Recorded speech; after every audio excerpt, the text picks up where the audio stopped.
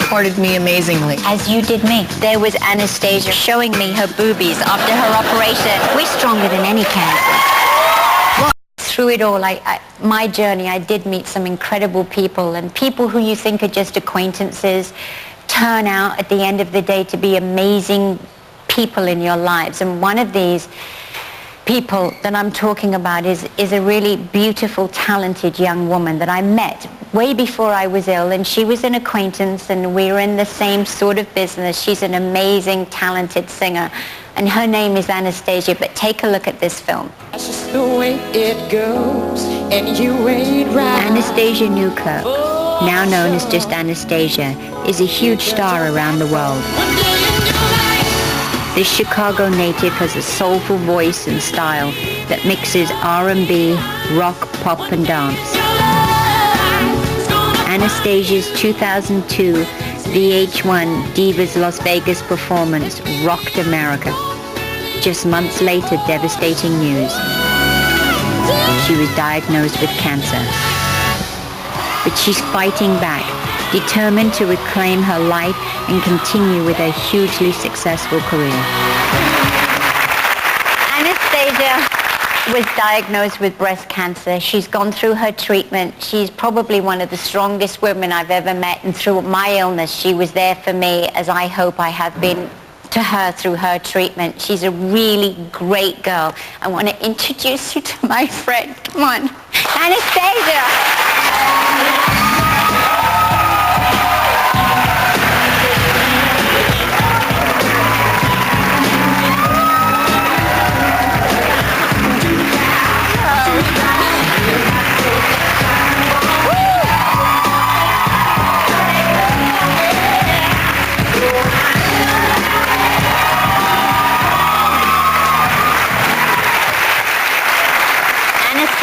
I know your story so well, but I want you to share it with everyone here. And first of all, tell us, how did you first get your diagnosis? Well, I had some time off in my schedule, and I wanted to have a breast reduction. And I found a wonderful doctor who was a plastic surgeon, and he told me to get a mammogram with all of the stuff that we need to do for the surgery, and that's how I found out. After you went in and you had your surgery, what about your cosmetic surgery? We did half of the cosmetic surgery. It was kind of one of those things that I thought I was going to get the cancer removal and the breast reduction at the same time. All at once. I wanted it all at once. I'm an all-in-one girl, you know what I'm saying? So I didn't want to have to waste time, and I got a big itinerary like yourself, and we got things to do. Exactly. So needless to say, just thought it was going to be really good, and I could do it, and everything could be taken care of. All of a sudden, my cancer surgeon found a little bit more cancer than he expected. So my plastic surgeon describes it as he sort of scooped out what tissue. was in there. Yeah, just kind of like. Did they go under here, or was it all here? No, we want to know. Touch myself, shall I? They went in this area and pretty much scooped out part of the left breast, but therefore leaving it completely abnormal looking. So the whole side of my left breast was like caved in. Yeah. It was a good look. And so the plastic surgeon, all the drawings he did to try to reduce me was like, okay, well, you're going to start all over again. And a 2.5-hour surgery was 7.5 hours. Wow. So the recovery from that was far worse than I had ever expected. There was so much pain involved. Pain, that's what I was going to ask. Regards pain.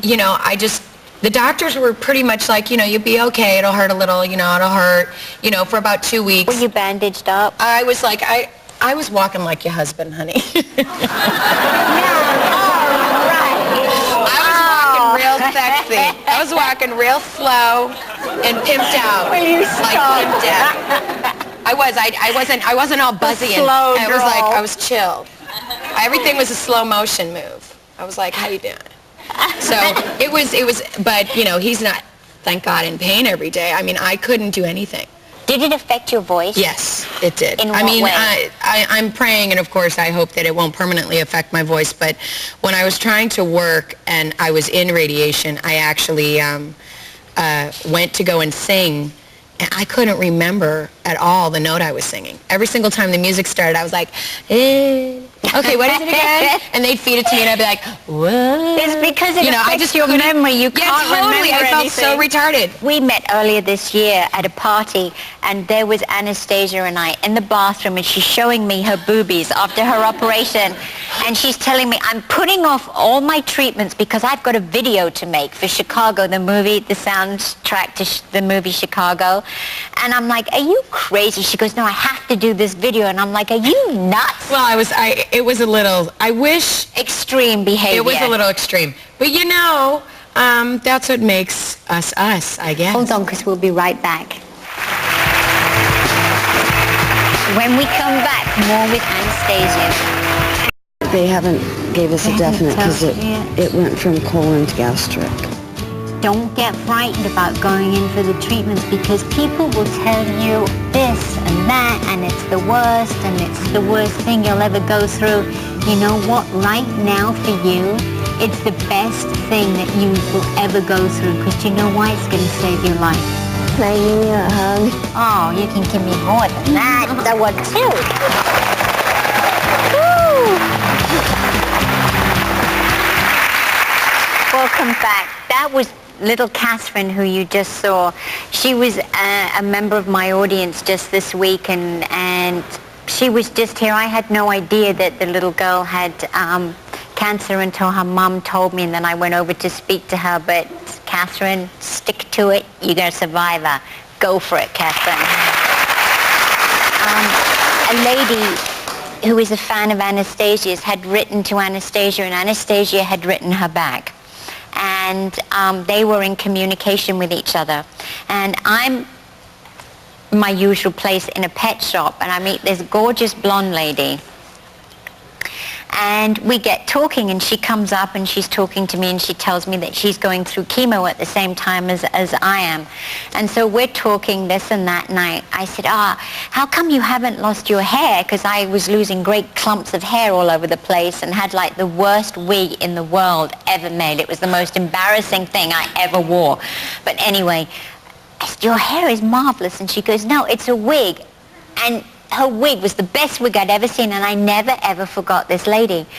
And today, when we were talking about, we're going to bring on somebody who had helped us through, for Anastacia and for me, and the lady who had written to you was the lady that I met in the pet shop. That had the bomb wig? Yeah, that had the best wig in the world.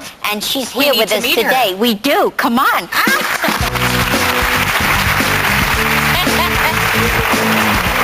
Look at this hair. You go, girl.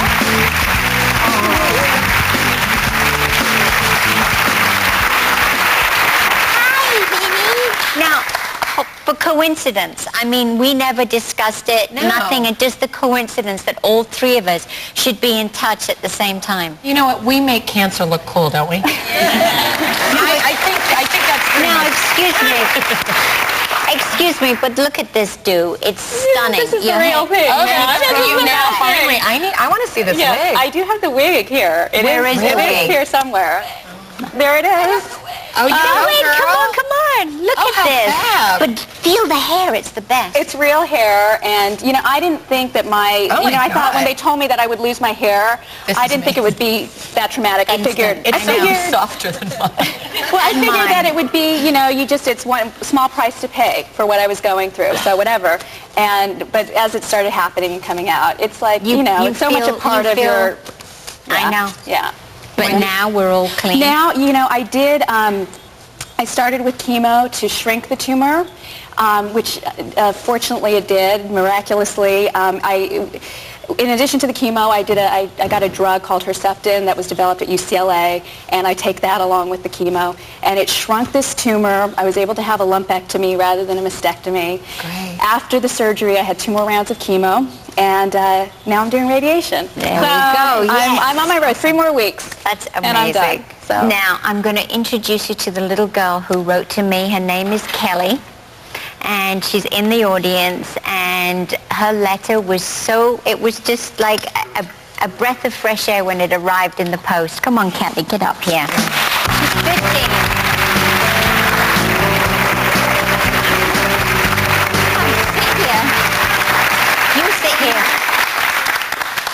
right, we're going to have a little look at Kelly on the tape. Come on. Dear Mrs. Sharon Osbourne, hi, I'm Kelly Countess, I'm 15. My daughter was diagnosed with thyroid cancer about a year ago. When Kelly was first diagnosed, I was kind of scared because I didn't know exactly what kind of treatment she would have to go through. But I'm writing you this letter because you are my role model. A year ago, I had my thyroid removed because it had a nodule in it.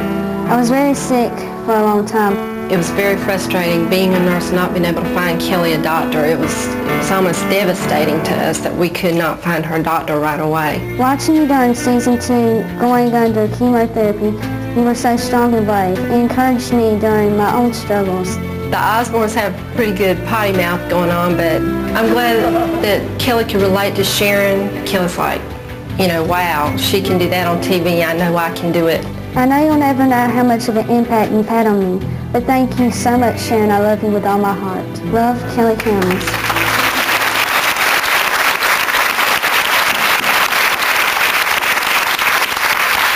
So Kelly, another cancer survivor here. Look, we're going through the age groups a bit. It's getting younger and younger. That's what I'm noticing. Right. But how are you doing today? How are you feeling?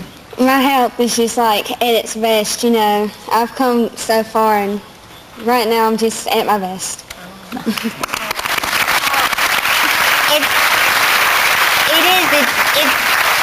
It's all about early detection. Detection. It's all about communication. We've got to communicate. We've got to speak about it, and we've all got to keep in touch, and this is how we find out so that these things don't run away with our lives, and we're going to beat it. I mean, we're stronger than any cancer. I think that the point that, you know, for me to come here and be supporting Sharon in her wonderful show, as well as supporting her life now, further impacting us with more Osbourneism, is just letting people know that it attacks anyone at any age. And also the thing of it can never happen to me. Never think that, you know, because we're all the same. We are all the same. And look, 15 to 50, it goes through all the generations here, and it affects us all. And so, you know, we got to be strong, never be afraid. And exactly. I want to second what Anastacia said about don't be afraid. And I know we've said some, you know, things about it hurts and this, that. We're just old tarts. We love to whine. But the thing is, it's like, come on, don't be afraid. Cancer, be gone. And